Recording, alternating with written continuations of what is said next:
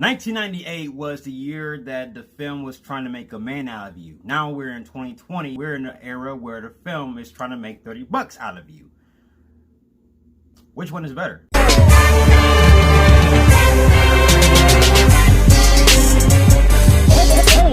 Mulan is a new movie directed by Nicky Caro. It's distributed by Disney, and it's another adaptation of the 1998 film Mulan. And I was a huge fan of the 1998 movie Mulan, and this was one of my anticipated movies going into 2020. I'm a huge fan of Mulan. One of my all-time favorite songs is Be a Man from Shang Li.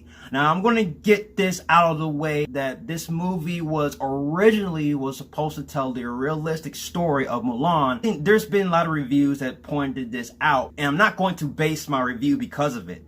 Mulan in 1998 has important characters that's essential to the character and to the story. They removed those characters because they want to tell a more realistic story of Mulan. There's been other adaptations, storytellings of Mulan in recent years. I haven't came across any of them during my lifetime, but I only managed to watch the 1998 Mulan film. Now, most of the general audience will base their knowledge going into this film while based off of seeing the 1998 Mulan film. So the cricket, Shang Li, the ghosts of Mulan's ancestral family, and Mushu are removed from this movie. They're not included. They're excluded for the film. I got that out the way. Going into this movie, they advertised this film for $30. So before you watch this movie, you have to ask yourself in the mirror and ask your wallet. Have a conference call with your wallet and say, am I willing to give Disney $30 for a movie that I could wait 5 months from now and buy the damn thing on Blu-ray and DVD for $24.99. Yi Yifi plays Mulan with Donnie Yen and Jet Li. And Mulan has to go into the war in place of her father, who is dealing with ailments. He gets drafted into the war. So Mulan took it upon herself to take her father's place, be dressed as a man or disguised as a man to fight for the honor of herself and her family. And we have the movie Mulan. Now, watching this movie, I managed to have a good friend from the inside that allowed me to watch this movie for free.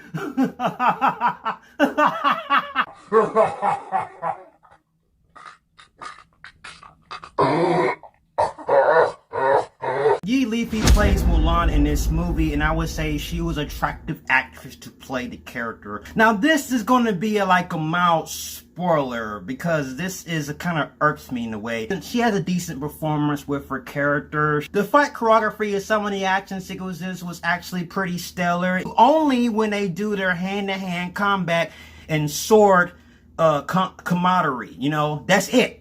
The performances from most of the characters, from Jet Li, Donnie Yen, and Yi Yifi, they're just alright. They're just alright. Just alright. Nothing bad about it. The film has certain beats that are quite similar to the 1998 film, because in the 1998 film, she was preparing to go to battle to fight for her father in that film as well. There's beats that's similar, but also one of the things I like about this film, they took risks and they switched it up, which was actually they took risks. I really appreciate that. Do the risks pan out?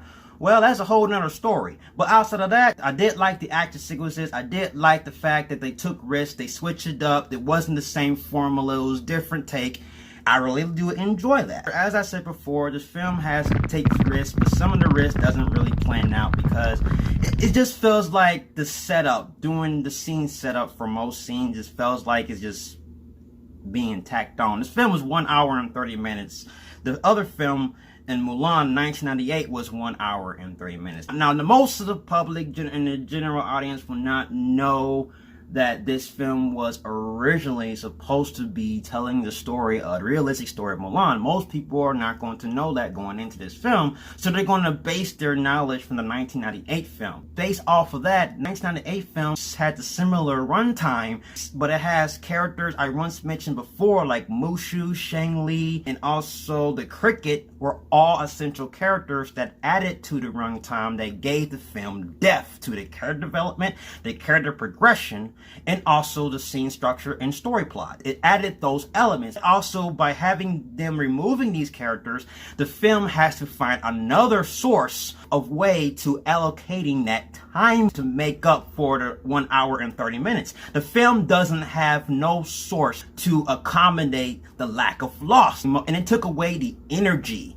and it took away the aspect of that character, and it also took away certain character plot points and character progression from the character, where I wasn't feeling no emotional ground pull from her performance or from the character. From a writing standpoint, they didn't do a good job of making me feel for her character. There's supposed to be some essential moments, like comparing to the 1998 movie where Mulan was getting ready to go into battle. There was a moment where she was singing, "When my life reflection show that someone is inside." She cuts her hair. That is a character defining moment, and like a sort of like an evolution for her character. But in this 2020 movie of Mulan, there was something similar to that. But in a 2020 movie, they only made fun of the scene by having her pointing her sword to the screen. That's supposed to be an essential character moment for a character, and riding off to the sunset with the armor. It just felt like this film was rushed, and it took away some character moments and character development that they could have used if they didn't rush the movie. The scene structure just felt boring from start to finish. I just wasn't really captivated for most of the scenes. And also the realistic structure. This film has two villains in this movie. This is where it throws me off, because the film was originally supposed to be marketed as a realistic story of Mulan. But how can this be a realistic story of Mulan if you have a villain who can shapeshift into a bird, but also possess the power of black magic? And also you have characters defying the laws of physics. And only reason for that, because you notice that the actors that are doing the stunts have appendages and ropes. You noticed it. You notice that some of the fight sequences, when characters are defying the laws of physics and walking on walls and sideways, you notice that the characters are actually in a green screen room with walls. So the whole point and idea of the movie is not to have the audience notice some of the technical things you put into the movie, but watching this movie, you notice it all together. Fact of the matter is, they took away the purpose of her character by adding a certain new element to the character. Now, this is what I like about the movie. This is where they took risks, but the risk didn't really pan off in a writing standpoint. The whole purpose of Mulan was to challenge herself and learn her lesson of herself, that a lie will eventually come out into the open if you tell it. That was the purpose. In this movie right here, they took a different direction. Her character Mulan has chi powers, and she cannot use her chi powers because she's a woman and she has to marry a man and be a housewife. What? Giving Mulan the power of chi, the power of Dragon Ball Z, the power of Goku, Vegeta, the power of, what? Chi? Power of chi. It takes away the purpose of her character, because in the 1998 Mulan doesn't have chi. She's just a human, but for her, she has powerful chi, and she has to inherit that chi. And then later in the film, she becomes who she is by using her power, letting her power shine into the open. And that morality is all about letting the world know who you are, and don't be ashamed because of who you are. Let your freak flag wave, and let your freak flag wave high with chi powers. And I'm just like, that essentially takes away the importance of the character of Mulan. Outside of that, this film is just alright. I don't really hate it. I don't hate it. It's just alright. This film is strictly a cash grab, and it shows. It has, like I said, it has some good elements to it, but I would just wait till it comes out on Blu-ray, or just wait till it comes out on DVD and just rent it. And just rent it for $4.99 when it's available. Don't even bother spending $30. I'm so glad, and I want to thank my friend. Once I say I'm going to give him a big hug. That's how happy I am that I am able to watch this movie without paying $30. I am so happy at that I have a friend that was able to look out for me. So I would not recommend you spend $30 for this film. Stay away from this film altogether. So I'm going to have to give Mulan back nipples. Yes, that definitely back nipples.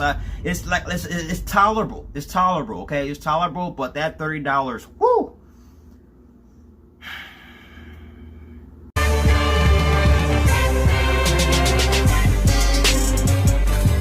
Holy mackerel.